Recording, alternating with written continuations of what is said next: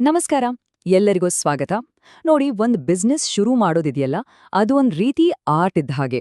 ಆದ್ರೆ ಅದನ್ನ ಮುರಿದು ಬೀಳದ ಹಾಗೆ ಸಸ್ಟೇನಬಲ್ ಆಗಿ ಬೆಳೆಸೋದು ಅದು ಪಕ್ಕಾ ಸೈನ್ಸ್. ಇವತ್ತು ಆ ಸೈನ್ಸ್ ಹಿಂದಿರೋ ಬ್ಲೂ ಪ್ರಿಂಟ್ ಅಂದ್ರೆ ಆ ನೀಲನಕ್ಷೆ ಬಗ್ಗೆನೇ ಮಾತಾಡೋಣ. ಸರಿ, ಹಾಗಾದ್ರೆ ಒಂದು ಬೇಸಿಕ್ ಪ್ರಶ್ನೆಯಿಂದ ಶುರು ಮಾಡೋಣ. ಓಕೆ, ಬಿಸ್ನೆಸ್ಗಳು ಮುರಿದು ಹೋಗದೆ ಅಥವಾ ಬ್ರೇಕ್ ಆಗದೆ ಹೇಗೆ ಬೆಳೀತವೆ? ಇದು ಪ್ರತಿಯೊಬ್ಬ ಆಂಟ್ರಪ್ರೆನರ್ ತಲೆಯಲ್ಲೂ ಓಡೋ ಪ್ರಶ್ನೆ ಅಲ್ವಾ? ಒಂದ್ ಕಡೆ ದೊಡ್ಡದಾಗಿ ಬೆಳೀಬೇಕು ಅನ್ನೋ ಆಸೆ, ಇನ್ನೊಂದ್ ಕಡೆ ಎಲ್ಲವನ್ನು ಕಳ್ಕೊತೀನಿ ಅನ್ನೋ ಭಯ, ಎರಡೂ ಇರುತ್ತೆ. ಒಂದು ವಿಷಯ ನಾವು ಮೊದಲು ಕ್ಲಿಯರ್ ಮಾಡ್ಕೋಬೇಕು. ಸ್ಕೇಲಿಂಗ್ ಅಂದ್ರೆ ಬರೀ ದೊಡ್ಡದಾಗೋದಲ್ಲ. ಅಂದ್ರೆ ಸುಮ್ನೆ ರೆವೆನ್ಯೂ ಜಾಸ್ತಿ ಮಾಡೋದು, ಟೀಮ್ ಸೈಜ್ ದೊಡ್ಡದು ಮಾಡೋದು, ಅದು ಮಾತ್ರ ಅಲ್ಲ. ಸ್ಕೇಲಿಂಗ್ ಅಂದ್ರೆ ಒಳಗಿಂದ ಸ್ಟ್ರಾಂಗ್ ಆಗೋದು.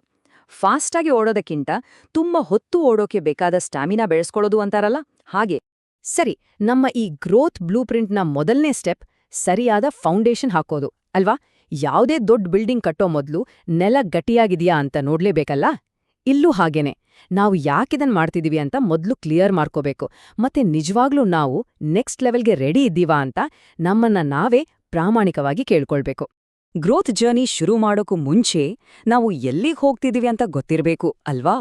ಅಂದ್ರೆ ಒಂದು ಕ್ಲಿಯರ್ ಆದ, ಮೆಷರ್ ಮಾಡಬಹುದಾದ ಗೋಲ್ ಇರಬೇಕು. ಫಾರ್ ಎಕ್ಸಾಂಪಲ್, ಮುಂದಿನ ವರ್ಷದೊಳಗೆ ನಮ್ಮ ಯೂಸರ್ಸ್ನ 500% ಜಾಸ್ತಿ ಮಾಡಬೇಕು, ಅಥವಾ 3 ಹೊಸ ದೇಶಗಳಲ್ಲಿ ನಮ್ಮ ಬಿಸ್ನೆಸ್ ಲಾಂಚ್ ಮಾಡಬೇಕು, ಈ ಥರ. ಈ ಕ್ಲಾರಿಟಿ ಇಲ್ಲಾಂದ್ರೆ ಏನಾಗುತ್ತೆ? ನಮ್ಮ ಎಲ್ಲಾ ಎಫರ್ಟ್ಸ್ ಎಲ್ಲೆಲ್ಲೋ ಚೆದರಿ ಹೋಗುತ್ತೆ. ಈಗ ಬಂತ್ ನೋಡಿ, ನಮ್ಮನ್ನ ನಾವೇ ಸ್ವಲ್ಪ ಪ್ರಶ್ನೆ ಮಾಡ್ಕೊಳ್ಳೋ ಟೈಮ್. ನಮ್ಮ ಸ್ಟ್ರೆಂತ್ಸ್ ಏನು? ನಮ್ಮ ಪ್ರಾಡಕ್ಟ್ ಜನರಿಗೆ ಇಷ್ಟ ಆಗ್ತಿದ್ಯಾ? ಅದಕ್ಕಿಂತ ಮುಖ್ಯವಾಗಿ ಪ್ರಾಡಕ್ಟ್ ಮಾರ್ಕೆಟ್ ಫಿಟ್ ಇದೆಯಾ? ಅಂದ್ರೆ ಸಿಂಪಲ್ ಆಗಿ ಹೇಳೋದಾದ್ರೆ, ಜನರಿಗೆ ನಮ್ಮ ಪ್ರಾಡಕ್ಟ್ ಅಷ್ಟೊಂದು ಬೇಕಾ?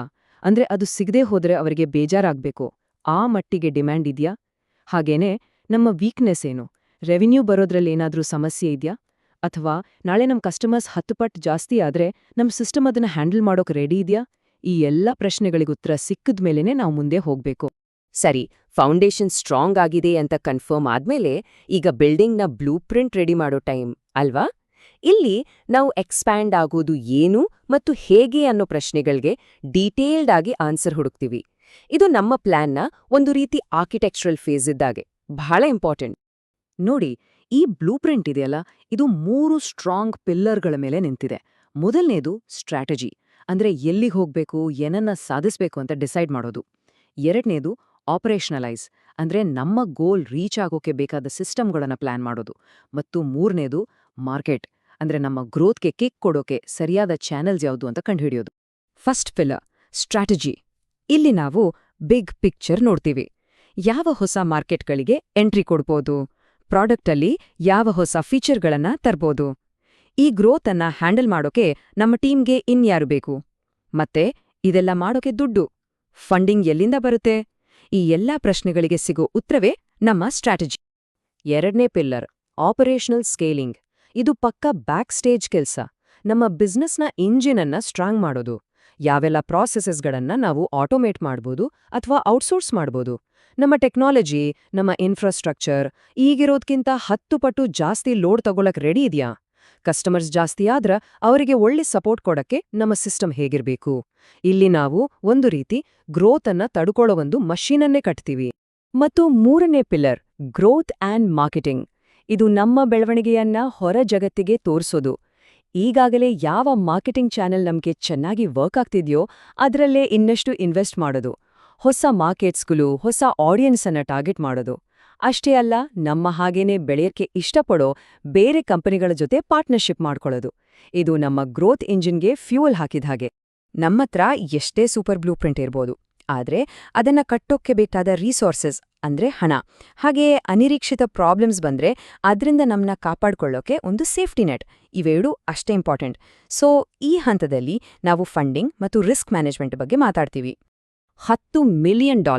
ನೋಡಿ, ಇದು ಬರೀ ಒಂದು ನಂಬರ್ ಅಷ್ಟೇ ಅಲ್ಲ.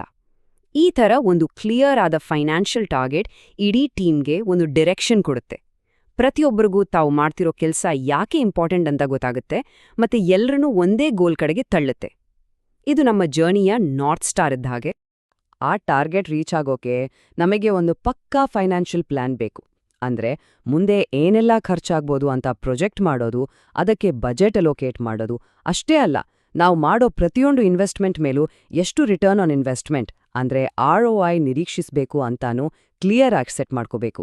ಸಿಂಪಲ್ ಆಗಿ ಹೇಳೋದಾದ್ರೆ ನಾವು ಹಾಕೋ ಪ್ರತಿ ₹1 ನಮಗೆ ಎಷ್ಟು ರೂಪಾಯಿ ವಾಪಸ್ ಬರಬೇಕು ಅನ್ನೋ ಲೆಕ್ಕಾಚಾರ ಪರ್ಫೆಕ್ಟ್ ಆಗಿರ್ಬೇಕು. ಯಾವತ್ತೂ ಅಷ್ಟೇ ಗ್ರೋತ್ ಅನ್ನೋ ದಾರಿ ಯಾವಾಗ್ಲೂ ಸ್ಮೂತ್ ಆಗಿ ಇರೋದಿಲ್ಲ ಅಲ್ವಾ? ಅನ್ಎಕ್ಸ್ಪೆಕ್ಟೆಡ್ ಪ್ರಾಬ್ಲಮ್ಸ್ ಬಂದೇ ಬರುತ್ತೆ. ಆಪರೇಷನ್ಸ್ ಫೇಲ್ ಆಗ್ಬೋದು, ದುಡ್ಡಿನ ಕೊರತೆ ಆಗ್ಬೋದು, ಅಥವಾ ಇಡೀ ಮಾರ್ಕೆಟೇ ಬದಲಾಗ್ಬೋದು. ಆದ್ರೆ ಈ ತರದ ರಿಸ್ಕ್ಗಳಿಗೆ ಮೊದಲೇ ರೆಡಿಯಾಗಿದ್ರೆ, ಅಂದ್ರೆ ಒಂದು ಕಾಂಟಿಂಜೆನ್ಸಿ ಪ್ಲಾನ್ ಇಟ್ಕೊಂಡ್ರೆ ನಮ್ಮ ಗ್ರೋತ್ ಜರ್ನಿಯನ್ನ ಎಲ್ಲೂ ನಿಲ್ಲಿಸದೆ ಮುಂದೆ ಹೋಗ್ಬೋದು. ಇದು ನಮ್ಮ ಪ್ಲಾನ್ಗೆ ಒಂದು ಇನ್ಶೂರೆನ್ಸ್ ಇದ್ದ ಹಾಗೆ. ಸರಿ, ಈಗ ನಮ್ಮ ಬ್ಲೂ ಪ್ರಿಂಟ್ ರೆಡಿ ಇದೆ, ರಿಸೋರ್ಸಸ್ ಕೂಡ ಲೈನ್ ಅಪ್ ಆಗಿದೆ, ಸೇಫ್ಟಿ ಪ್ಲಾನ್ಸ್ ಕೂಡ ರೆಡಿ. ಈಗ ಫೈನಲ್ ಸ್ಟೆಪ್ ಈ ಬ್ಲೂ ಪ್ರಿಂಟನ್ನ ಆಕ್ಷನ್ಗೆ ಇಳಿಸೋದು. ಇಲ್ಲಿ ನಾವು ನಮ್ಮ ಪ್ಲಾನ್ಗೆ ಒಂದು ಟೈಮ್ ಲೈನ್ ಮತ್ತು ಕ್ಲಿಯರ್ ಆದ ಮೈಲ್ಸ್ಟೋನ್ಸ್ಗಳನ್ನ ಸೆಟ್ ಮಾಡ್ತೀವಿ. ನಮ್ಮ ಗ್ರೋತ್ ರೋಡ್ ಮ್ಯಾಪ್ ಪ್ರಿಮ್ಯಾರ್ಲಿ ಹೀಗಿರ್ಬೋದು ನೋಡಿ. ಮೊದಲನೇ ಕ್ವಾರ್ಟರಲ್ಲಿ ನಮ್ಮ ಇನ್ಫ್ರಾಸ್ಟ್ರಕ್ಚರ್ ಅಪ್ಗ್ರೇಡ್ ಮಾಡಿ ಸೀರೀಸ್ ಬಿ ಫಂಡಿಂಗ್ ಸೆಕ್ಯೂರ್ ಮಾಡ್ಕೊಳ್ಳೋದು. ಎರಡನೇ ಕ್ವಾರ್ಟರಲ್ಲಿ ನಮ್ಮ ಮೊದಲ ಇಂಟರ್ನ್ಯಾಷನಲ್ ಮಾರ್ಕೆಟಲ್ಲಿ ಲಾಂಚ್ ಮಾಡೋದು. ಮೂರನೇ ಕ್ವಾರ್ಟರಲ್ಲಿ ಮೇಜರ್ ಪ್ರಾಡಕ್ಟ್ ಅಪ್ಡೇಟ್ಸ್ ರಿಲೀಸ್ ಮಾಡೋದು. ಹೀಗೆ ಸ್ಟೆಪ್ ಬೈ ಸ್ಟೆಪ್ ಕ್ಲಿಯರ್ ಆಗಿ ಪ್ಲಾನ್ ಮಾಡ್ಕೊಂಡ್ರೆ ನಾವು ಅನ್ಕೊಂಡಿದ್ದು ಸಾಧಿಸೋ ದಾರಿ ತುಂಬಾ ಸುಲಭ ಆಗತ್ತೆ. ಹಾಗಾದ್ರೆ ಈ ಎಲ್ಲ ಚರ್ಚೆಯ ಕೊನೆಯಲ್ಲಿ ನಾವೆಲ್ಲರೂ ನಮ್ಮನ್ನು ನಾವೇ ತಿಳ್ಕೋಬೇಕಾದ ಒಂದು ಇಂಪಾರ್ಟೆಂಟ್ ಪ್ರಶ್ನೆ ಇದು. ಸಸ್ಟೈನಬಲ್ ಆಗಿ ಬೆಳೆಯೋಕೆ ಮತ್ತೆ ಲಾರ್ಜ್ ಸ್ಕೇಲ್ ಆಪರೇಷನ್ಸ್ಗೆ ರೆಡಿ ಆಗೋಕೆ ನಾವು ನಾಳೆಯಿಂದಲೇ ತಗೊಳ್ಬೇಕಾದ ಸ್ಪೆಸಿಫಿಕ್ ಆಕ್ಷನ್ಗಳು ಯಾವುವು? ಈ ಪ್ರಶ್ನೆಗೆ ಸಿಗೋ ಉತ್ತರ ಇದೆಯಲ್ಲ, ಅದೇ ನಿಮ್ಮ ಯಶಸ್ಸಿನ ನಿಜವಾದ ಬ್ಲೂ ಪ್ರಿಂಟ್.